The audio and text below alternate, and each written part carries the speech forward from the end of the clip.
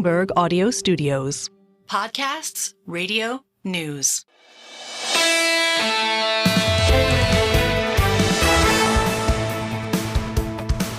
Single best idea on an election eve across this nation. Good morning to all of you around the world. Thank you for the reach of YouTube. Subscribe to Bloomberg Podcasts. The international audience has caught us by surprise.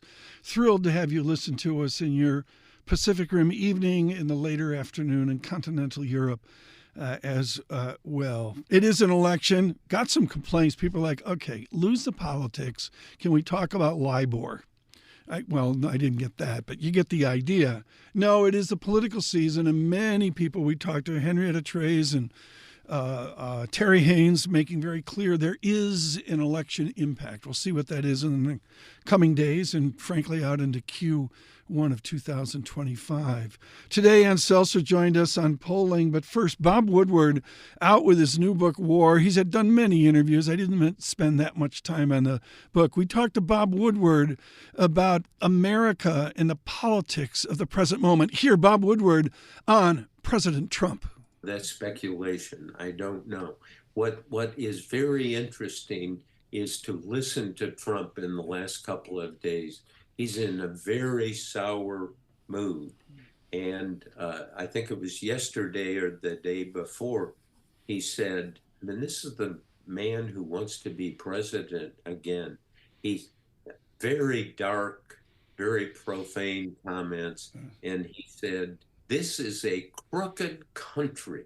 Now imagine this is not a crooked country. Right.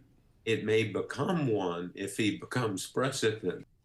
Bob Woodward, an entire generation changing and shifting on journalism in the early 1970s because of Mr. Woodward and Carl Bernstein, as well, of course, iconic Redford and Hoffman in the movie All the President's Men. And part of that, over a lifetime, has been each and every newspaper, Republican and Democrat, they endorse candidates. That's the way it's supposed to be. There's been a shift here. It's a final question to Mr. Woodward. We asked about newspapers and should they endorse a presidential candidate. That's obviously up to them. At the Washington Post, there's a big controversy about the non-endorsement now. The Washington Post, I know very well for over 52 years, as I say. It's strong when the reporting is strong, as it has been now. I think it's been magnificent. And the editorial page should deal with the strength of that reporting. The editorial page needs to deal with reality, and the reporting is real and incredibly strong. To ignore it is to ignore reality. Not a good thing for any institution. Right.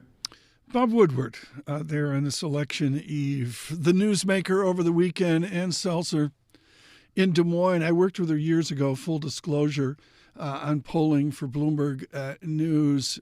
She came out with a poll that said Vice President Harris was doing, and I'm going to say this, it was an amateur, better than good in Iowa. Created a firestorm over the weekend.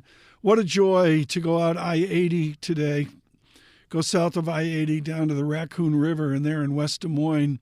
It's the Vatican, folks, of polling. It's the one the young kids in polling respect the most. Ann Selzer on our election. It's a continuation of what we saw in September, which is the difference between June and September were more people, dramatically more people, saying that they were likely to vote.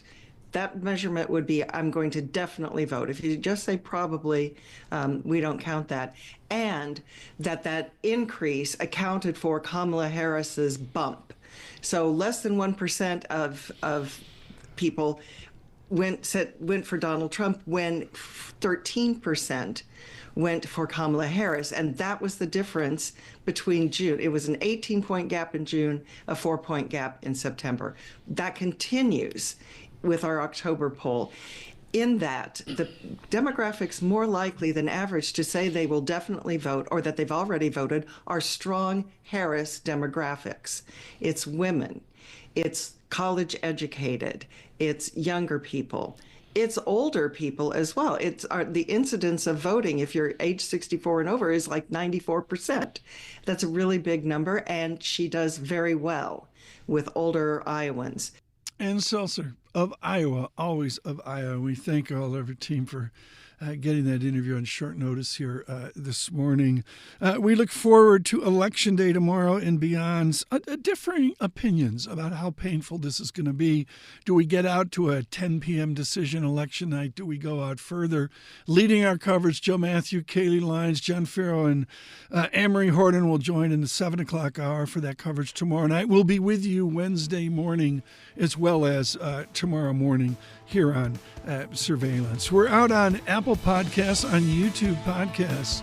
This is Single Best Idea.